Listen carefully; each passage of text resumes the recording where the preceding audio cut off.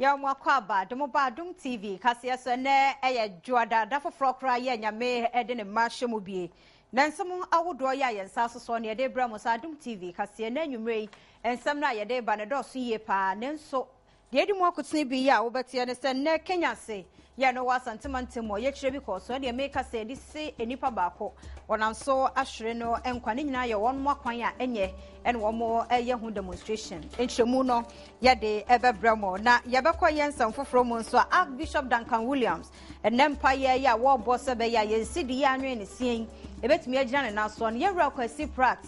ono so di bia ma ne pani ye brace eso a ye de bebra mo ne nsem ahodo bi a PPP amanyekuo no so wode atu jasema pani Mahama braso se wo se wode ne kuku ne nkaka bra fom ebi se adwuma no ebu ne so a wontumi enye se de etie eno ne nsem foforo bi ya ye kwa akohwe apomden Kasee Gede na fe ya kwa kwosho obo ade bobran so ochina se de beye enumo ensem ye de bebra mo anwumrei mi a me som bono medin e de afia mankwa tamaklo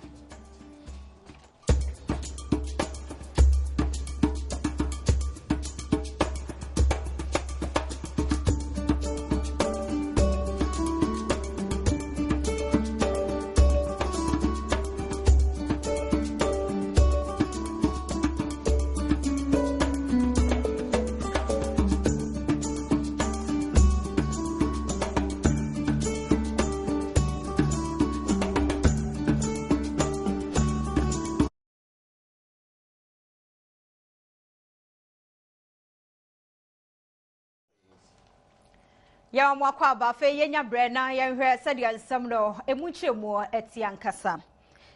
Adroba fo mienu ababeto dwa se won wato nananom wo ensie do na ne nyina no se ne wo Kenya se wasantemantem mu no Adroba fo ya won wokrom ho e de atodwa chirem se won kwan no enye kra won abompanimfo asanka be ya won be bibie de afa ho nanso wokwa eno ne kan ho bie ma na dwoi won ye ne se ene ye won ebe ye oye kire de tie mpanimfo na no na oye kire ni mu no etututu akwa famu a enam so nipa mienu won wahwe won mo enkwa ama won ma akanso wo wayere sabia ya adokotafo gina won so empempe Omanfo ya wo Kenya se anto akwantempon ne so ete wo ho go monten so ye kire ne nyina ne san ya wo kire so wo makwan ayi monchemonka ya wo hwe ntokore da wo makwan mu a esinsuimi mpu yo mu dware mu kra ebe ye yie no ho bufo ene mo de kwa dai wo himpon ya wo Kenya se wo pese wo ye kire ya wo himpon so ema wo kwan a wo ti wo ho egu monten so ne ko wi ase aposifo nso age ebim no mo kopie honom se wo nso ekohwe no matimi asha no a wo hwe nipa ne wo ho sa abre no mo enya de aposifo no etimi eso ado ntomo hyase na wo mo etoto tie gas ene etu a anam so ama droba fo mienu ato nananom ewo ensie do na afoforo dodo na so ene eprepa wo mogwa ya sabia wo mo nso eje ayarehwe oposipanyi yo kasa ma sentimental oposifo echire mu eya oposifo mpo ene epra wo mo egwa ya sabia wo mo eje ayarehwe ewo mu sabre no na hafist jani wo no ewo mpatam ho no ma wo ne yetwetwe ho nkomo ya wo kire se omanfo no dodo na ehyase etoto abo emra oposifo no edi tie gas pamu wo ma wo no kra no ebi etimi kan nani a enye nsuo bi a wonyaye na wode ekata ne hwene a enkenya ade a ne busuafo nso ebetimi ate asemde ede efremu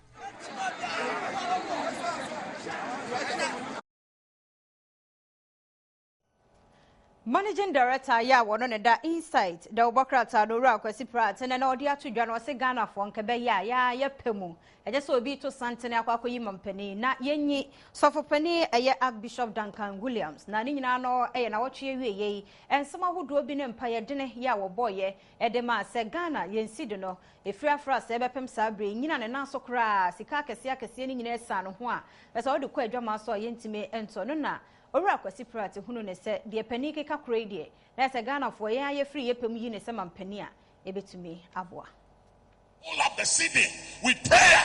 and I command the city to recover, and I declare the city will not fall. Let the city rise. Enrada ebeto adwase wo sofopanyin edema Action Faith Worship Center Archbishop Duncan Williams wono wode na asore ma ehia ye en wo kire so mommo mpaye emfa Ghana city ya wo dwane gidigidi se yusin botra wo ko 100 meters na wo kire se wo chi city no ede agina honom wo honhom yie pa na eno ena se mofopanyin edema Insight ko wakrata no ye Kasee prat wode atodwa wo kire se ye Ghana fo we de yapem emfiempim ye no ene dunsia ye ha ye ho kora nkotoa babiem yenya wo mampanyin na wodi mu a wono ye hawo no nyina wode mpaebo be mato atwa keke de amayen yewura Kasee prato de nsem we atudwa anopai e wo bedwamdwamade ekoso e Adom TV so ene wo kire se Archbishop yenyina mahoden bo ono so wodi mrika gidigidi ya wo dwane sanso ene akoso mboda mompanifo kire se erepa enu ntene Archbishop mon homoden na wo nchesa nema we nyina fa nyina ho emfa magana.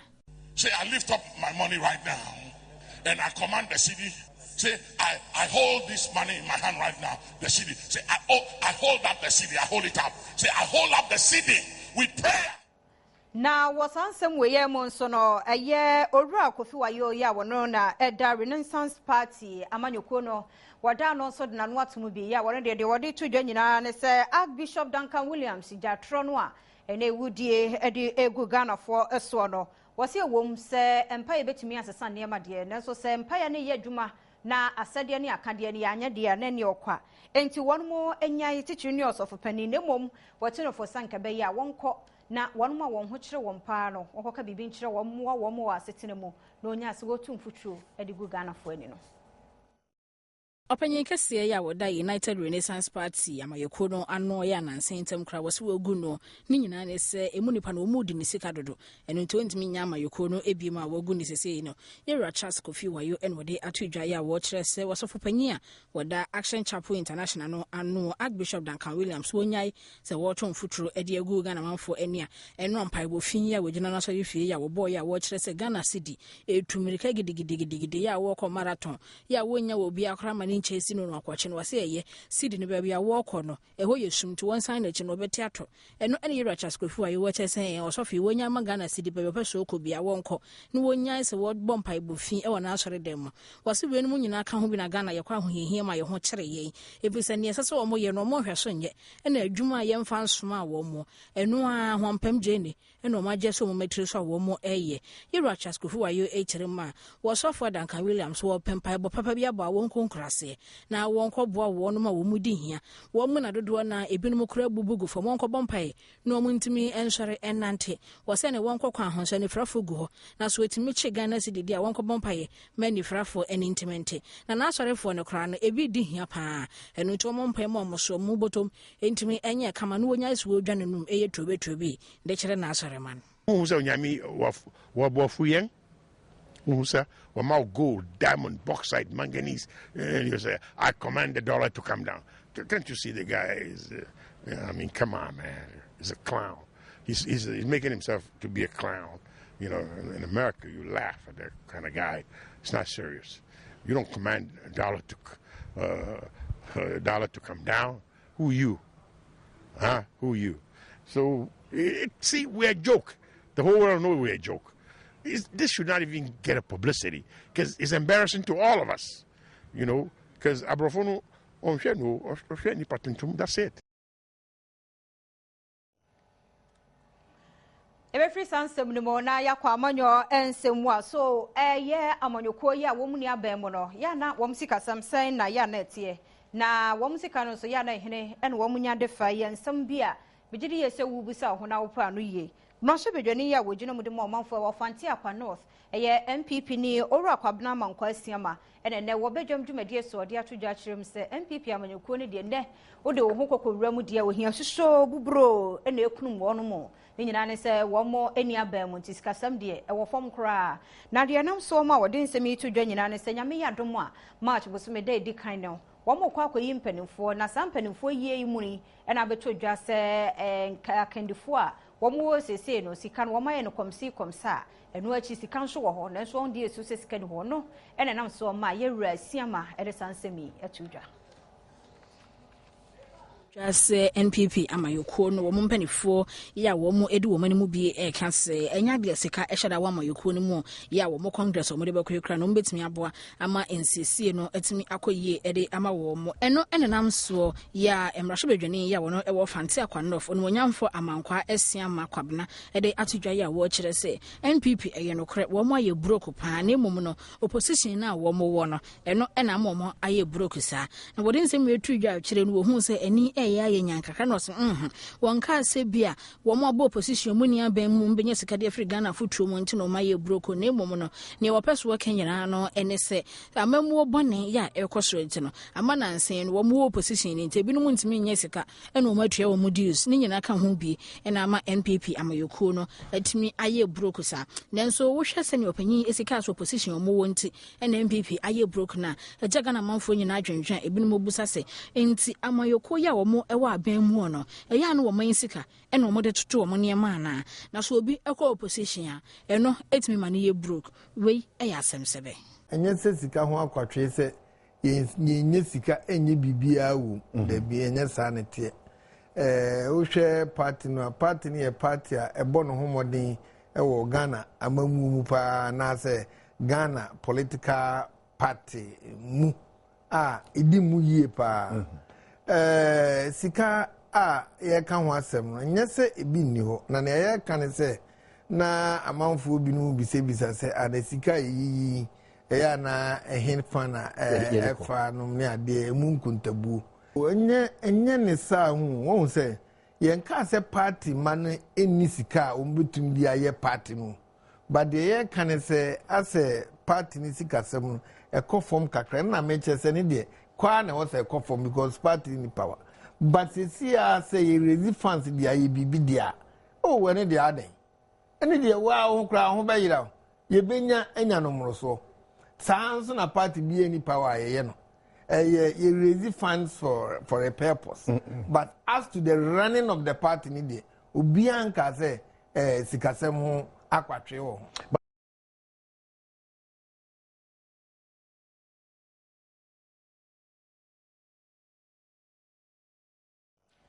Oguso aya wo Adom TV Kasee ye ba na de akechire no ye de abrom.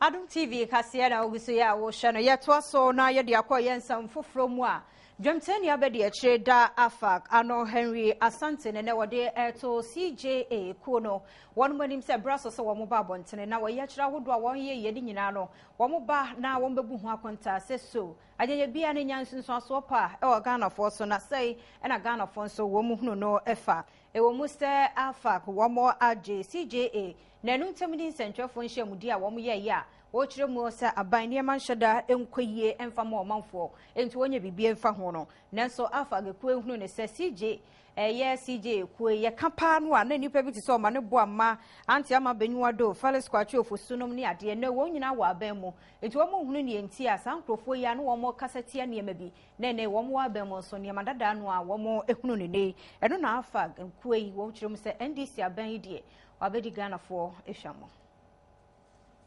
Otitineni abedi akire edema afag ekuo no Yera Henry Asante enwode atudwa ya wo kire se womani asopa yiye se CJ mpanifo womo ankasa etima ba monten so abeto womani mutu se eyade a Ghana ayeden pa eyi na wose wo hwe CJ ekuo no emu a wonimonyamfo wo mane boama eka ho bie ante ama benyu do wono so ka ho bie owura Felix Kwachi enso ewo mu ebia womu nyina edi akotene ewo NDC amayekuo no amamu mu eyi papa enu Sandi pa wen mu nyina timi ba monten so na wo mogye tun se no krese Ghana aye den aye bare dia na ne wo mu afag wo mu kan wo se Ghana ne bia hunu se ampa wo mu ayere pampe na eno eno mo de nsem we atudwa emra na wo mu edan kwan ya se ne fango bo esi ekosoro na edwane na wo mu kire se wo mampanyi John Dramani Mahama na memu mu no watwe Ghana yerede ya wo de yen ekoto bon bi mu a emwa ema Ghana entimi ema na homene so from December 31st to January. Look at the rate of inflation.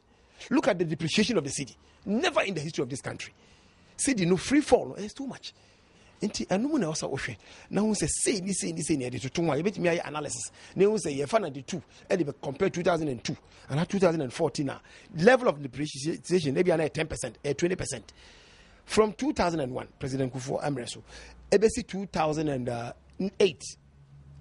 free Idiomono. We share the level of depreciation of the currency now. Even very marginal. But within this short period of Mahama administration, Masa, ABC rather. And he made any argument, but let us cut our net wider. Now you show economic indicators. And your fact, it's a shame. Emfimpini ni eduna ye shemu no nkomsha ahodo bebre na baby fans antwefo ho enom ne ade na ne ade be kura de ne yeso pa kyese mpanifo bi so de atodwa kyerem semfimpini ni dunan akokon ne besie na nyese bi etututo onom ne ade de wo so obi show obi abufuo na wono so aka bia kyere na no so bedi ntintimai emfimpini ene dunan mu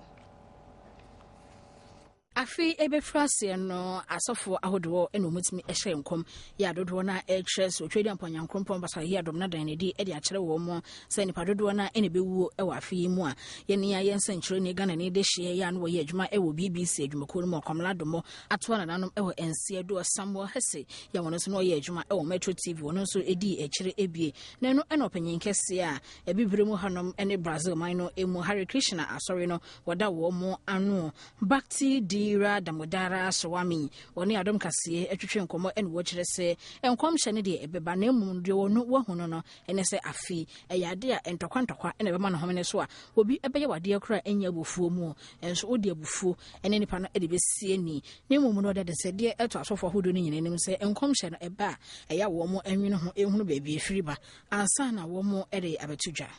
I feel it is better to have a solution to that.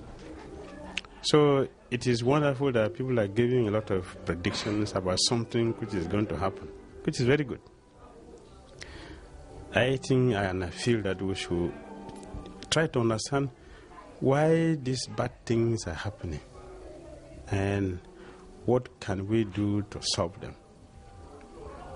So for example, if somebody is prophesying this person is going to die in 3 months, or such and such people or country going to have such and such problem. We should ask ourselves, but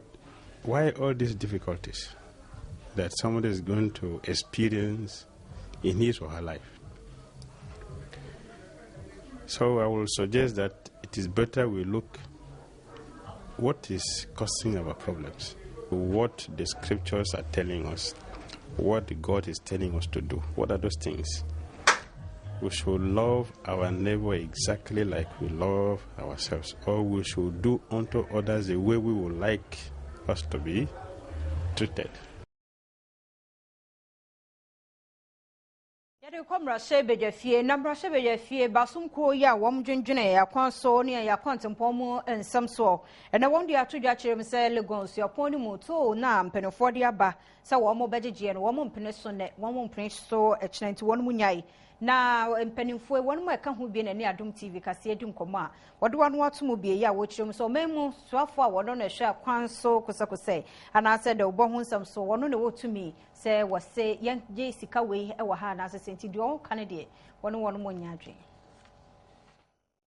enche bia ena University of Ghana mpanifo edebatu idwa ya wo mo ekyerese wo makwan bi edesuko wonum no wo mo nkasa etumi SAC enu nti no wo mo behase na wo mo ageto ede afiri so a omanfo dodo na no esopa wo mo twen wo ma no bia so ede eti asansam no enso ensama bekenyenza ekyire ma wo ma hyase ya wo mo egege sa eto no yesi busumi etoso mienu mu no ena mpanifo efrase a wo mo egege ne no ena Parliamentary Select Committee ya wo mo ehwe akwantampon ensam so ni akwantu hu nsam so wo mo ede abetudwa wo mo kyerɛ sɛ enya nokre de biara da so mo betimi atena sa yɛ nhwɛ han ama University of Ghana mpanifo etimi agege to a etesese yie ya kwan no ɛyɛ Ghana manfo nyina ɛde a obi a ɛwɔ kwan bi so etimi ɛfa sonso ebi na ɛno ɛna mpanifo yi ɛne Adom Kasee ɛtwetwe ho nkɔmɔ a wo mo kyerɛ sɛ gye so wɔsoafo ya wo no ɛhwe akwantempɔn ho nsɛm so wo no nko a ɛna betimi ɛde atodwa sɛ university no mo mpanifo ɛntimi ɛnyɛ gye sa to na nokra na gye so wɔde aba mmarahyɛ bedwa fie ama wo mo nso ɛtimi agye atomo ansa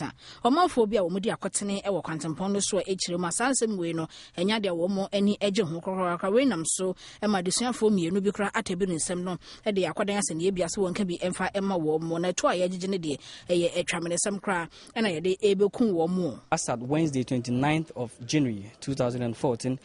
the university have been served a writ from Supreme Court, and equally they served the Attorney General as well from the Supreme Court as well to invite them on board to explain one or two things to the Supreme Court. So in actual fact, we filed because we are questioning the legal authority on which they acted in charging the tolls. And I'm trying to be a bit careful over here so that I don't sound prejudicial. But then in the event of it being declared on our side that it's illegal, well, students, tend to be savage on this whole issue. But if it's determined legal, I can say that all other universities, I would advise all other universities, UCC, KNUST, Kolebu, and all other places of institutions should also go suit and go and borrow about 7 million Ghana cedis, more or less rehabilitate their roads and go ahead in charging tolls. That's what it means. So basically, we've given about 2 weeks for them to file a statement of case, and beyond the statement of case, they will have the first hearing. Yeah, do so ya pomde Kasee ya ba na ya di abrom.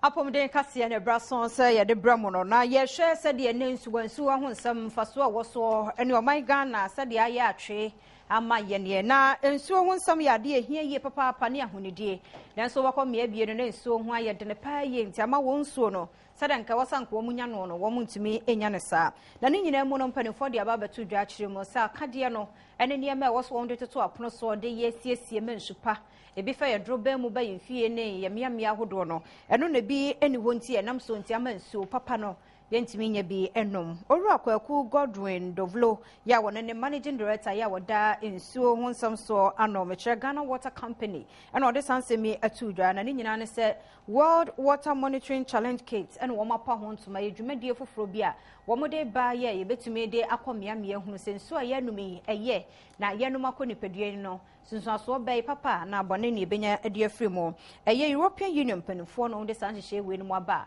ezukufo bedi mu akotene sanso na nkroto ahodo ene emmabunuku ahodo nyina wodbia de no ho behyem ne yakokọ okomiamia yekura saa niema yede akwakosusu ensuo no se ye anase nye papa no wo mu nyina di edi akire pani ni susu se ye sanhye we no nyina ebetumi aboa ama yapomde ho nsem titwi wo nsuo mu no atumi akoye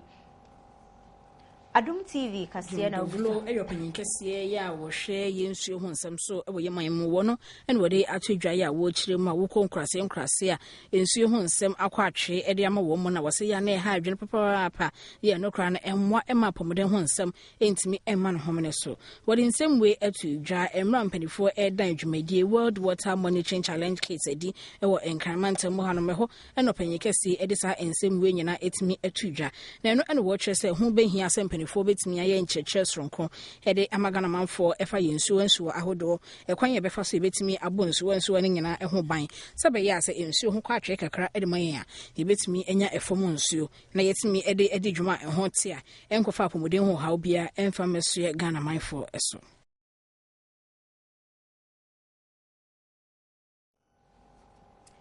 Yanhwe said ye watchna nyame ya adomo a ewiemu nsakraye no nso betumi aye ede afa ye bekọ miamia ahodo bi nya amantam de no mu nyina na emom miamia ahodo bi na ye bekọ akohwe wa di Adom TV Kasee achie titu ene yen ewiemu nsakraye mu nsam no de ogitum se ye de beto dwa bia no nso eba a edumu ti de ye de tomu anim efa se ewiomba ye hye nti shatade we ya na wadi so ewiomba ye dwunu nti shatade we ya na wadi so na atumi aboa ye bekọ nkramantem yimu na ehonso yakọ akohwe wochena nyame ya doma se de ewiemu nsakra ye beye na yakọ eye from mantam emonti ye hyase no ye hwe wochena nyame ya domo a eye enkran mantam yimu wochena no anopa ne ewiemu hye begina ohamu chichemu aduasa emienu sensuo Kasee beto mpa oham chichemu aduno 20% anwumre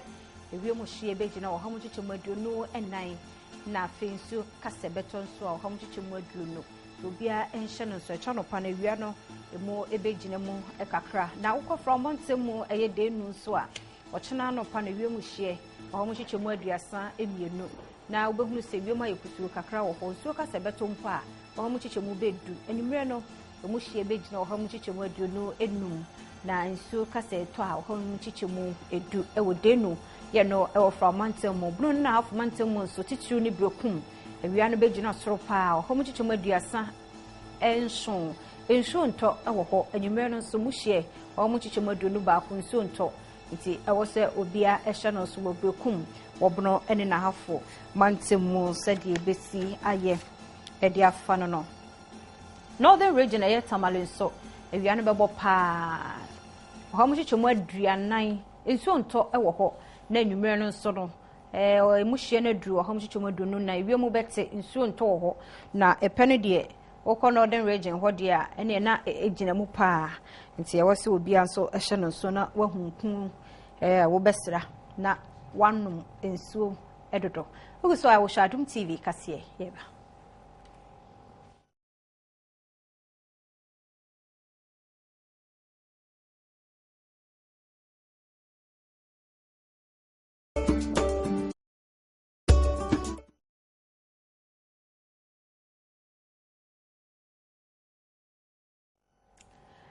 Agokansi ebraso say ye de bramo atenka kofegin won wada wo man wo boy chidom ye hwe se de nsam no munchire mo no ete ankasa Ghana Football Association ayere senyame ya duma wo chena na wo mo be paw First Capital Plus Bank ho entoma se won na fi Premier League no wo mo eba be sasene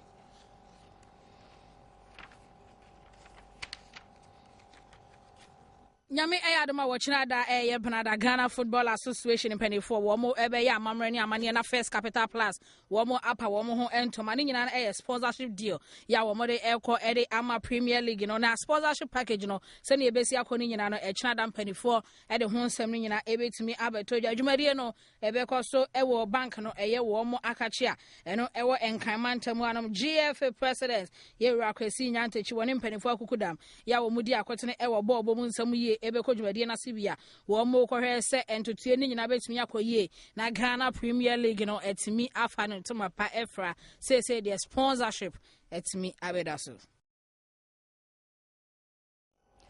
Yesha ni mo se local blasters no nwure ye amanugu so America se won betumi aba bedru my Ghana emo na nano kwasi de ya na wo mo ewie eye African Nations Championship a won the team so South Africa memu a won to so mienu nti silver ene one day ebefie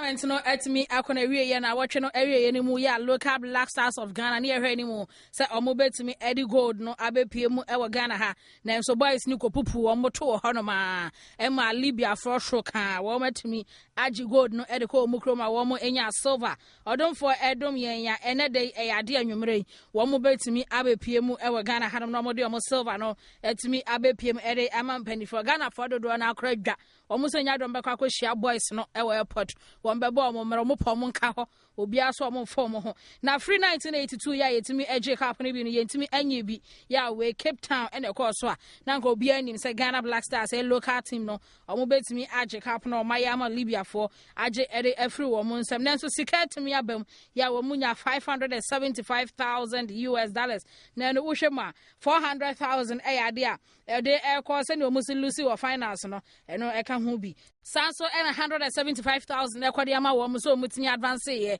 every group stage no na omodi kopie mu e wo knockout stage na se de sika kakra etimi abafia empanifo ehwe ni mu so betimi atoto ni ye na yetimi e de abo Ghana football na bibia akoyie Sabredi FIFA mpanifo de ababa to dwa se World Cup a ye hwe ni mo nyame yadoma e bekoso Brazil memo no masio eho ene bia Ghana eye metema wo mkwa akohia mu no matenten wo pomada dwodwo wo ho se be yankunimdie ene de bekwa mani bia den so man Ghana ye hwe ni mo se beko e de amaye World Cup ya ebeko so ewo Brazil man mo no say the FIFA for etimi ayentoto ya Ghana masayo ho ene ebeko akobezi na yetimi esi ya kan no bibia etimi akoye ere ama Ghana Black Stars no mu kire mu masayo ho no wo hwe mu a ekuro no esuye papa papa na ho no kra na sane weda no esitie no ene Ghana weda no eya ye pekakra eno ti boys no nya de ombe hye da afa bibia denden so a na ho ena Ghana ye ne other opponents o mu group no no ye no mo betimi esi akan no na Germany, one more day idea of Mubezi, Santa Cruz, Portugal, and USA, one more so Sao Paulo, yeah, be Biabet Miakoye, Ede Ama Womo, Honum, FIFA animal said 12 of June, and I Median, you bet me Asha Sia, Stadium Magana, Bedikai Abon the first match, no, a idea 68,000 Nipadodo, and a bet me Akopiomu, Honum, now or met me Asha match, Nibi, Brazil World Cup, yeah, and also Ebecosono.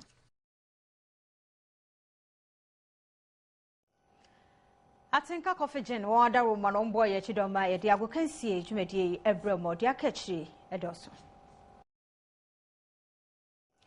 Ansana yɛbɛkɔ amɔnɔne kaseɛ mu no yɛnhwɛ fie nsɛm baako mmienu bi ɛno nso abɛka yɛn nsa sabre yi a meka sɛ yɛhwɛ anim sɛ yɛn yɛn dɔfoɔ ne yɛn dehyeɛ kɔmla domɔ yɛ a n'anu ntam ni anadwo no abosome dɛ ɛtɔ so do nwɔtwe wɔto nananom ɛwɔ nsiɛre yayaya wɔ Ministries abrokyime mu no yɛhwɛ anwummerɛ sɛ namu no ɛbɛba bɛdu ɔman yi asase ɛsoɔ kɔmla domɔ namu no sɛ ɛba no paramount chief ya wono wo aplawo eye traditional area togbe amenya fiti ya wotoso enan ene nananom ahemfo bi a wono wo aplawo ena ehwe ani mu age no ofise komla domo se wo ye nsentweni amapadi ne dwuma kronkron ye mu no wo hwemu nso mabunu hene wono ena wonde esine naso wonu kromu Roman sorry ye Roman somno mo mpanufo ene komla domo na busuafo nso pepman kuma wo nyina nso ye hwe ani mu se nwumre ya no wo mabochenku ewo kutoka wiem hyengyina bia na sansem we no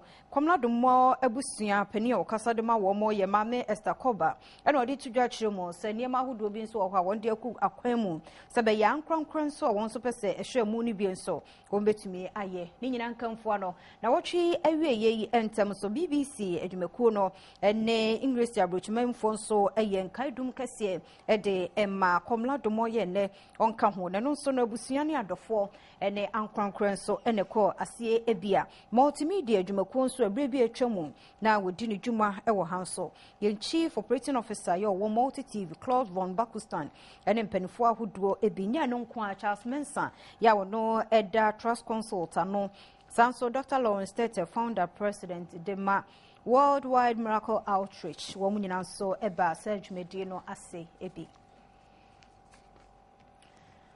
Yada konsamfo from nso a eye pani a wono na the Progressive People's Party amanyoko no ba ye Dr. Papa Kasee ndum ene wose wadi eniema ho yaw pa wo ene sɛ de yensikasɛm asi anwen ne sen afa no wokyeremu a asɛm bia ba wo yensikasɛm mu na ye ka na aban mu mpanifo wa ma ba be ka ne troka agya no hosa ya wo mfa anu ye papa bia ma entimi mmomai ema no enko animo na no no de atudwa kyeremu sɛ wodi ho yaw sɛ na bibisa nso etimi ekoso na sansɛm we no ni Facebook eno de nsɛm kokoto dwa ne nyina wo yi ano de afa yensidi no a ye hwɛ ni mu asanka ene dollar no ebɛbɔ ho kakra na niema tumi akoyie so ya boabo entumi enye yie da no ne no ene nam so ma Dr. Papa Kasee ndum wode sansɛm we eto edwa da ne nyina mu no emabunu bi ya wo mo PPP amaniku e de atudwa kyerɛ mu sɛ mampani we de wanimu a ɛbɛyɛ a fa de bia no to fam na de obetumi ayɛ ento aso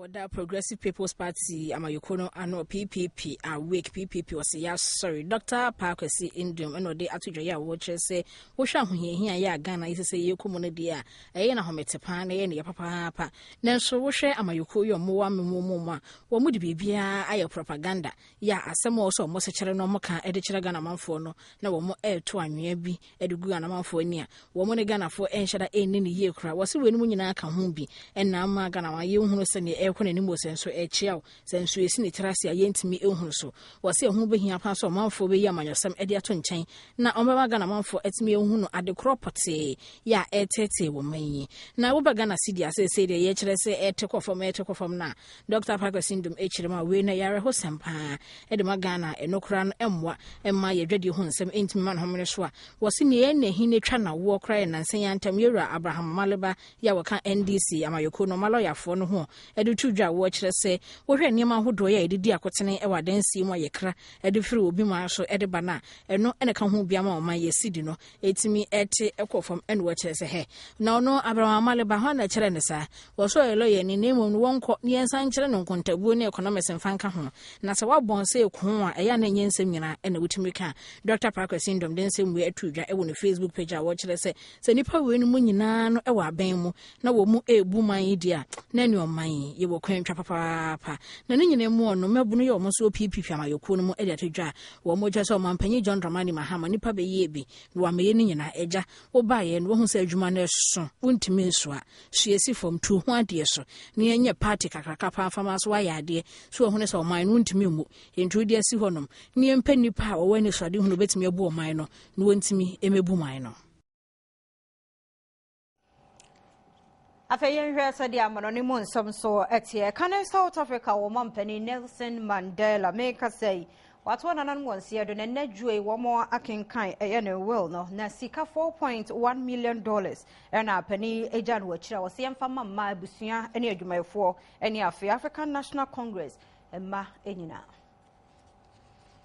Enkane South Africa mampanyi ya nansan ya ntem bodane eto honum yera Nelson Mandela eya adiampanifo aya mamre ene amane ya na japade ya wogya ye ne rela wotro ye wo matimi akenkan ede amabusuafo na woni samansie mu a wo mo ekenkan ye mu no hunu na japade ni nyana na mpanifo eka no no eboa eya de $4.1 million ene wotimi gya wetire ya wode ema nebusuafo ne namfofo afi wona no no mo aya adwuma pan suku ahodo a wokọ ye nyina e South Africa manim na mayoko wo mu nyina so ebenyo mo kyefa e wo mu bi na wopanyin kese a wono ekenkan ensamansie no echiri mu a wo hwe ajapade a wopanyin yi ejaye na emufa kese na no eyade a wode ema ebusuafo na enso na nkebusuafo no ehwe ni mu se ajapade ni nyina no entimi emedi wo mu ensa na enso panyin Nelson Mandela wanye ne sa ya wo kyeye ema wo bia etimi enya ne de nso ewo mu na wo ajapade no echemu no eyade a woyi efie baako bi edisi hon ma wo kye se efie no se mpanifo no eton fie na ne bo no nyina no wode eja nananom ene ninchirima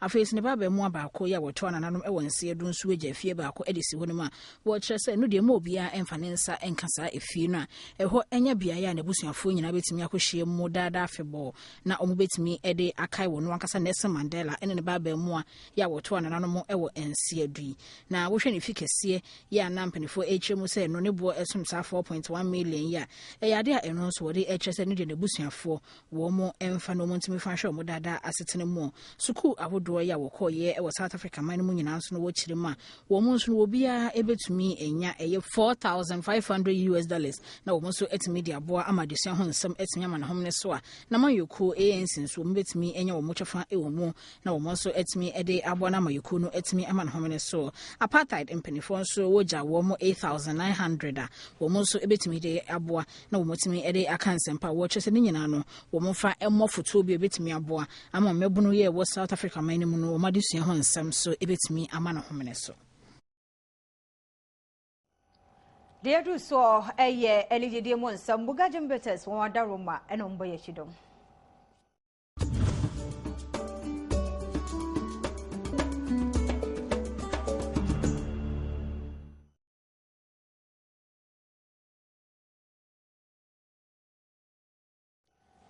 Afeyenhwe said ye nigidi mo nsam no etia kire mu se wono ti hwe na ward no de ya na nhye dan hia ne bi asa ne mom sa ne nsam ewo anwum ne mo timi tutu nyarewa ahodo na fe e kan krofo ho nsam e kire won mo ne de na krofo ani je ho no ono de no akora som ne bo sense ye de award e bedwa na som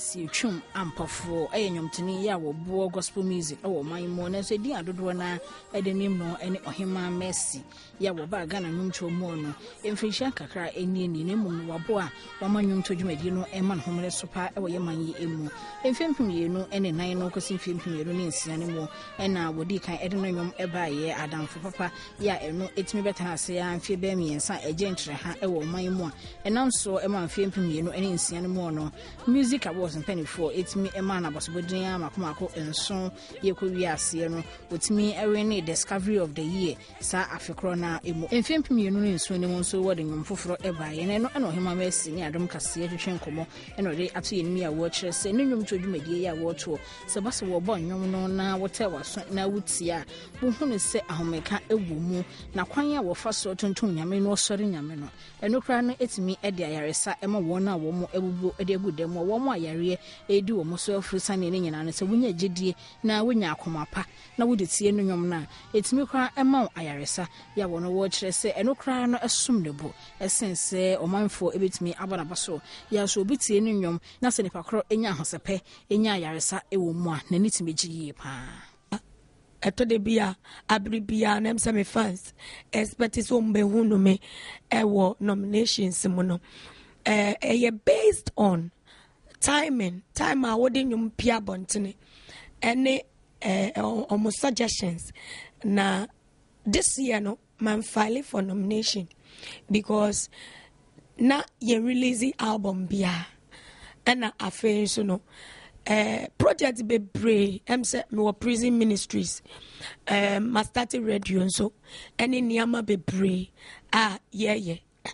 and no yeah wo pese by next year no me release album by next year no erade be hye ne wan munyam ama ya nominate me.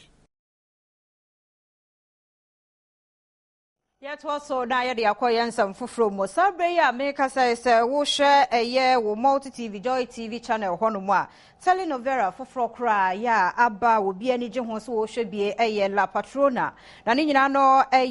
obaba wa bi oni ne kunu go ho a sika wo fie pa na so ne kunu no eto anano mo wo nsie do nsem bubruja.